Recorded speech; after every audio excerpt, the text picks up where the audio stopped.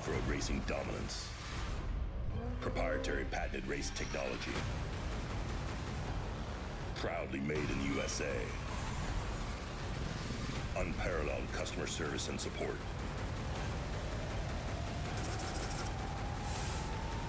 The choice of champions. King Shocks, the leader in off-road shock technology. All right, everybody, welcome back. We are here once again, the Score San Felipe 250 race. We have a winner. Bryce Menzies is your winner if you guys are just joining us.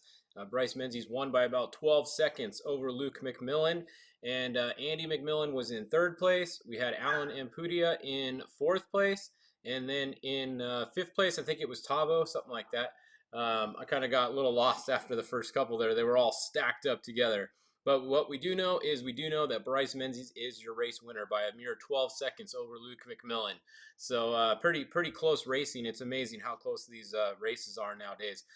We did come live at 2:30 right now because we were live for so long earlier. It was almost 2, and then we had to get some lunch, and now we came back live again.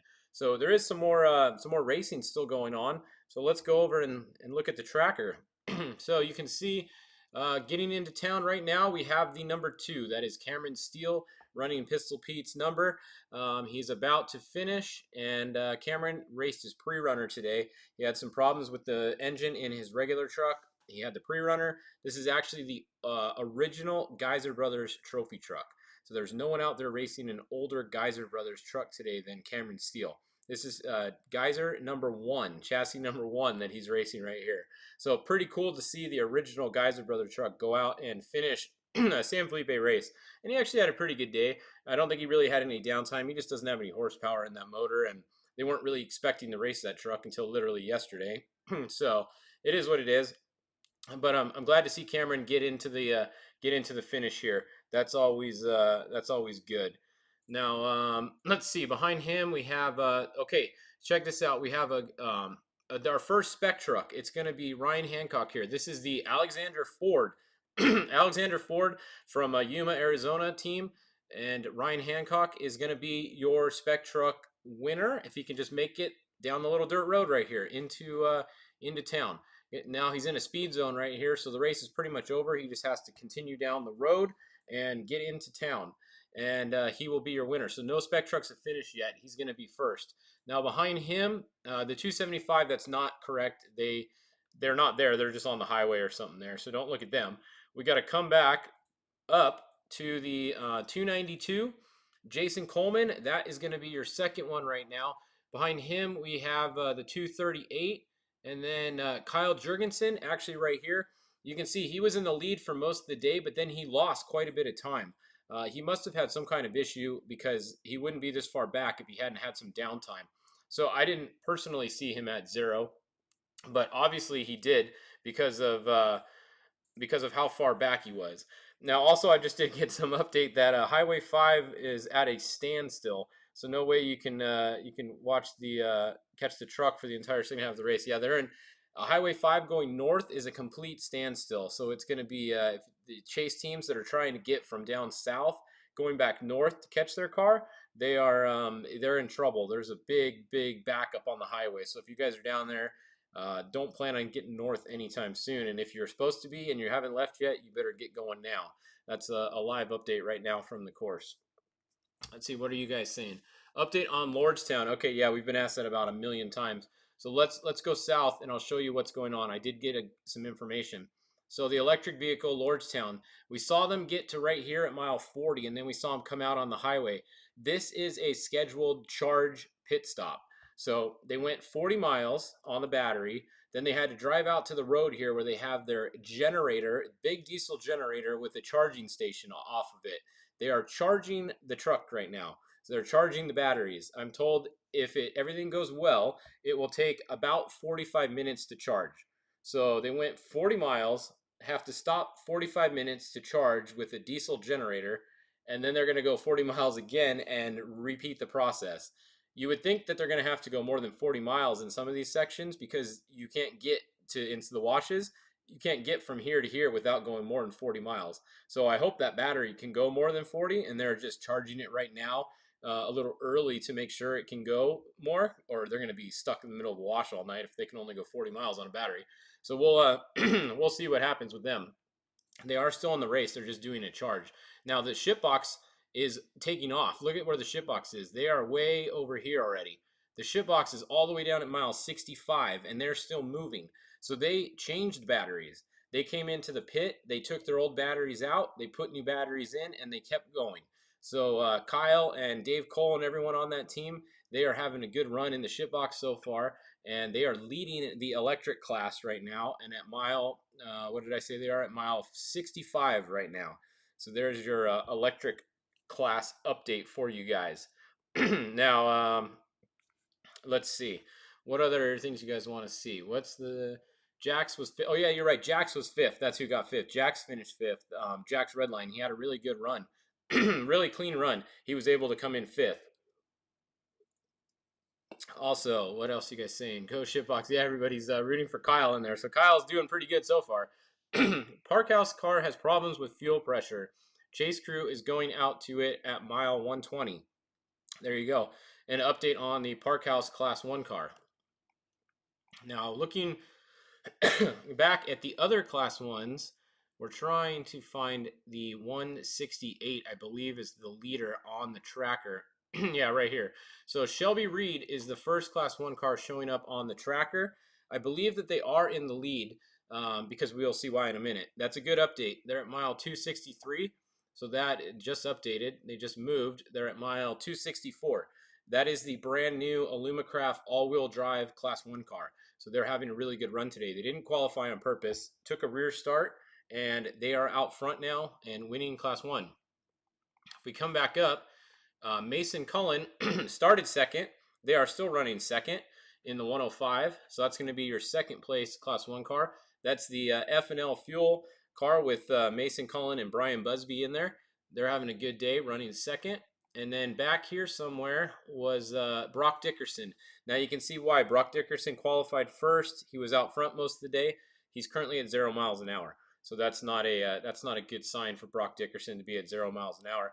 And we know he's at least in third place because there is 2 cars tracking on the tracker in front of him. So that's what's going on with Class 1. Let's see, what else are you guys saying? Class 1, yeah, that's your Class 1. Who's winning 2900? Yeah, we can go look at that. So this is going to be your Polaris update here. And since it's Polaris, what are we going to check on? We're going to check on the UTV classes. So going to look at the Pro Forced Induction class. Let me see if we can find the leader. So probably, let's see, are they down on the loop? Nope, come back up. Right here, Austin Weiland looks like he is your leader now. So that's a little bit of a change from earlier, because earlier we had, who was it earlier? It was Matt Burrows, right? Where's he at? I don't even see him on here anymore. Unless I missed him. Is he way on front of everybody? Nope, I don't see him. So Matt Burrows must have had an issue somewhere, or his tracker stopped working, unless we find him in a minute. So Austin Weiland is now your leader in the UTV Pro Force Induction class in that custom Tisco car. Behind him, we have Colton Husted in second. And then we have Corey Sappington running in third. And Phil Blurton in fourth. Coming back, we have Wes Miller in fifth. Brandon Schuler in sixth. And Eric in the 2940 back there. So that's a look at the leaders on in the Pro UTV class. Austin Weiland's getting a little bit of a gap there. So that's a really nice car that he has too. I know they just finished that before this race. This is the first race in that car, I believe. So cool. He's having a good run so far. Looks like the car is working pretty well. Let's go look at let's see. Let's go look at the other ones, the not turbo cars. So the 2900s we got, or the 1900s. Sorry, we got to scoot back a little bit. And here we go. So right here, the 1954, that is Kristen Matlock. Yeah, she's out front now. So she's been making her way up. She started all the way in the back with a rear start. She's passed everyone, and she is now leading. Dodge Pullman is going to be second, followed by Joel Bolton in third. And Caden Wells, who was leading most of the day earlier, has now dropped back to fourth. So Caden Wells has definitely had a little bit of issues. He's lost some time. He's gone from first earlier when we saw him back to fourth place in the 1900 class. So that's that. Did you say custom Tisco car? Yeah, I believe that is the Tisco built UTV. It's a in the Pro Turbo class, but it's a custom car. They have I don't know all the rules, but you have to have like the stock mounting points and that type stuff. But Tisco built the Austin Weiland car. It's pretty nice car. So that's the car that's leading there. Let's see. The electric cars need gas motor on board to charge the batteries. 40-mile range isn't going to work for the Baja 1000. Well, that's probably why they're doing the San Felipe 250 and not the Baja 1000. But yeah, I agree. That's 40-mile range is tough. Yeah. So let's yeah, Pistol's daughter in the Class 3000 car. Let's see. Class 3000. There's two of them. Let's see if she's still moving along. And it looks like she is. All right, so they are leading now. We have Ferrosaur, but she's at 0 miles an hour right now, but she is at mile 116. So hopefully they just have a flat tire or something there. They've been there for 3 minutes at least. The other car in class is also stopped. That's the 6006. So both of the 3000 cars are stopped right now. Pistol's daughter, Farah, doing her first race ever. She's made it this far. Let's hope they can get it fixed and keep going. What else do you guys want to see? This let's see, class 5 unlimited. Actually, let's go back and look at spec real quick and see if we have a finisher yet. Let's zoom back in. So yeah, all right, here we go. The 228 Ryan Hancock, the Alexander Ford truck, their first time racing in Baja. How about that? You come down here and you smoke everybody in your class. That makes a statement right there, huh? So looks like that's going to be your winner in the spec truck class as far as I'm concerned, because I don't see anybody else that's too close. Jason Coleman is right here. So let me, just before I say that, let me go over and look at the qualifying results and see where Jason Coleman started. Okay, Jason Coleman. Okay, here we go. Hold on. Jason Coleman was 10th, and Ryan Hancock was 4th. So that means 1 minute, 2 minute, 3 minutes back to Jason Coleman.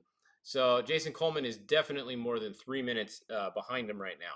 So yeah, the 228 Ryan Hancock, that is going to be your race winner in the spec class. So congratulations to the Alexander Ford team, Jordan Poole, all those guys came down to Baja. First time racing that spec truck in Baja. Looks like they came away with a win. So they're undefeated in Baja right now for the Alexander Ford truck. Good job, guys. Way to go. And then Jason Coleman, great run for Jason Coleman. Looks like he's going to be second place in spec. Then we have the 238 and the 227. Carl Jurgensen still fighting it out there. All right, let's go back and check on the UT or the 5 cars because some of you guys asked. There's only a few of them. Let's see. It looks like the 526 is going to be your leader right now. Jerry Longo, he's at mile 155, followed by the 508 Greg Sullivan. He is going to be next, and then it goes way back to the 507, who's 0 miles an hour, and the 509, who Luis Gonzalez, who is also pretty far back in doing 19 miles an hour. So that's a look there. UTVs, I just checked on the UTVs for you guys. Austin Weiland is winning, and Kristen Matlock is winning. So those are the two there. The Lordstown truck, I also just checked on them, but just to show you guys again, Lordstown is right here at mile 40. They are doing a planned charge. They got to charge the batteries with their diesel generator. So they are charging their batteries. Meanwhile, the ship box is continuing down course in the E-Class and winning. So I think that pretty much covers almost everything right there for you guys. This will probably be our last update too. It's going to get a little bit drawn out after here, and not much to tell you guys. I'm not getting many updates from on course anymore.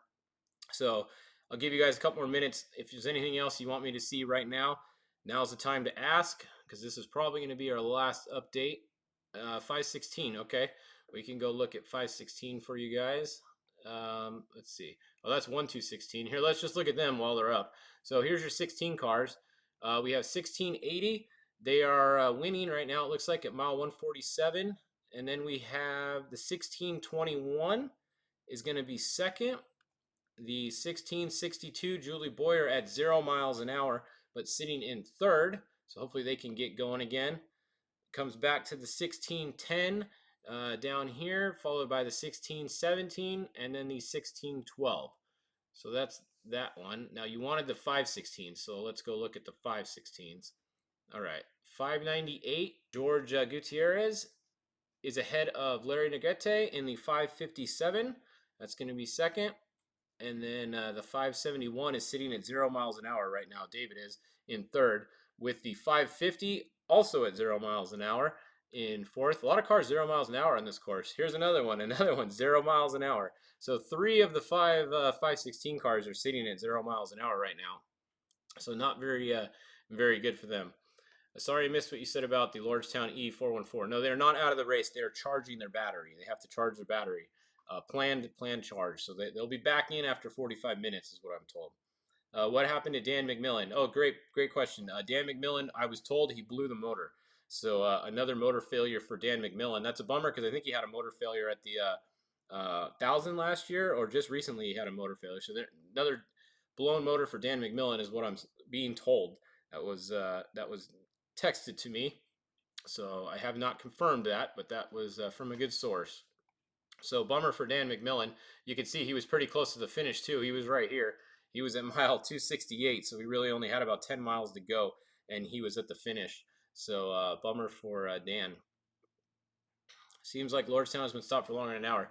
Yeah, they don't know. You know, they said it was going to take them 45 minutes to charge, but it might take longer. They honestly, I don't think they had any idea because they've never done this before. So yeah, and hopefully they get back in the race, but I don't know. They've been there for a little while. I haven't heard that they're done, and the fact that they're sitting there means they're still charging it. So if you see them move from that spot where they are right now, and you see them go north, then you know they're probably done because they're going to have to get back on the highway and go south if they want to stay in the race. So that's what I would check on.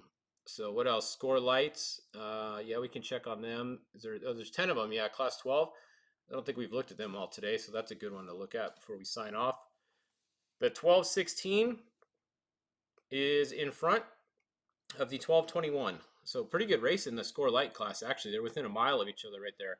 174 and 173. So very good race going on in the score light class. Even back to third place, the 1202. They're only a couple miles back, so really good race going on in class 12.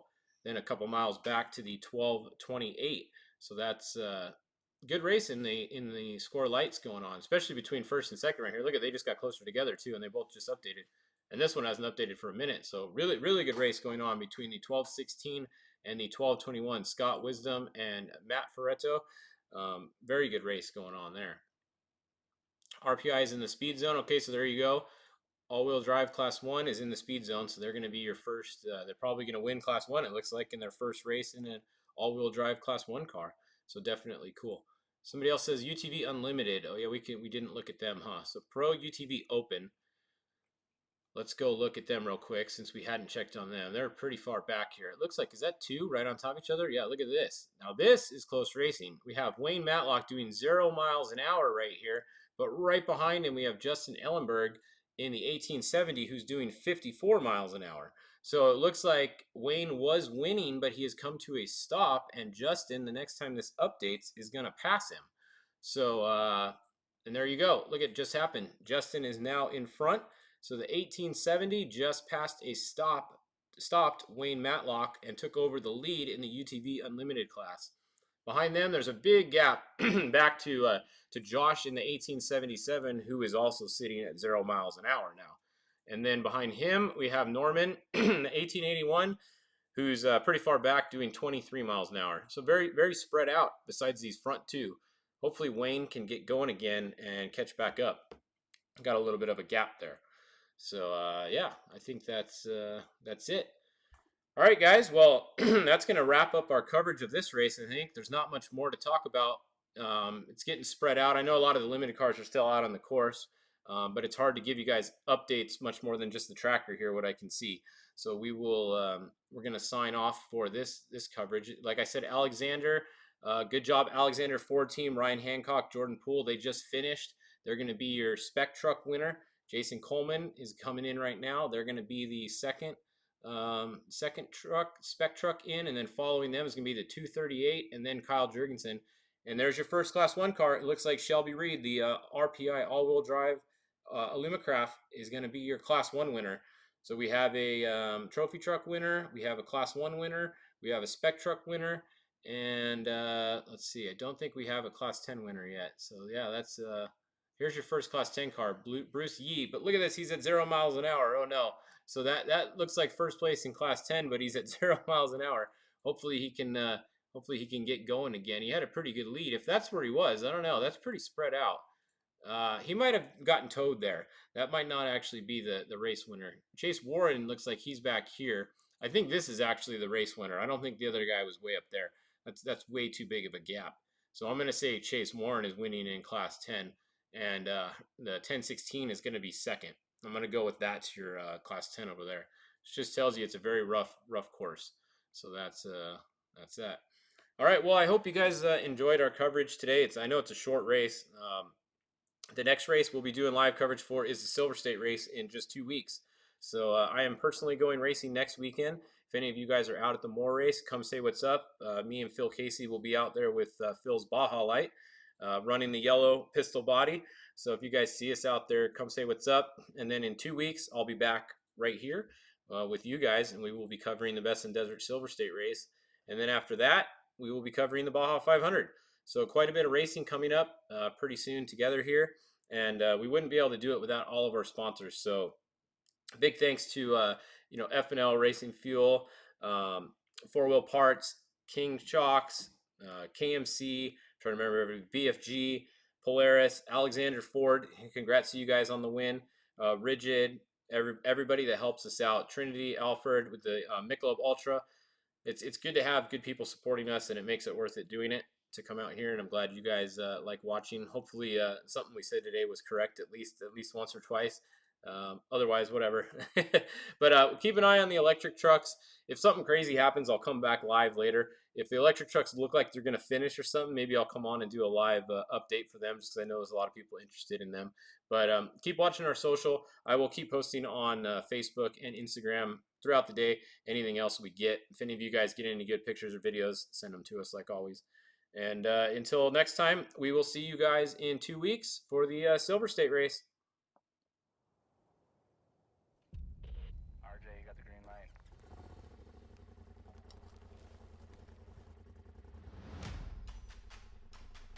Following Rigid's legendary quality, the all-new Adapt E-Series has a seamless beam transition and an integrated active power management system that will constantly monitor your vehicle's battery state. The Adapt E-Series will make adjustments to the light output, maximizing performance based on the vehicle's capacity. Designed with 3 unique optic combinations for close-range, slow-speed driving, moderate speeds, and long-range, high-speed driving, a seamless beam transition is achieved through an internal GPS, automatically adjusting optic zones and beam patterns based upon the vehicle's speed. The Adapt E-Series, the next evolution in off-road lighting. Mark, why does the Growers Company buy Ford? Is there any particular reason for that? Yes, we do, because we depend on a good product, and Ford has been good to us in the past. We put a lot of miles on our vehicles, and they hold up for us, Joe. And it was a long time ago, Mark, but you're still buying Ford trucks from Alexander Ford. We sure do, and we get the same great service even today at Alexander Ford. Alexander Ford. We were here for you then, here for you now, and long into the future. A difference you can count on. There's nothing wrong with looking good. But when riding is your passion, it's performance that matters. Like having the off-road's most advanced suspension. It monitors input from driver and machine 200 times every second and automatically adjusts each shock to flatten corners, soak up the bumps, and handle the hazards. Confidence and control for those who live to ride. Polaris, think outside.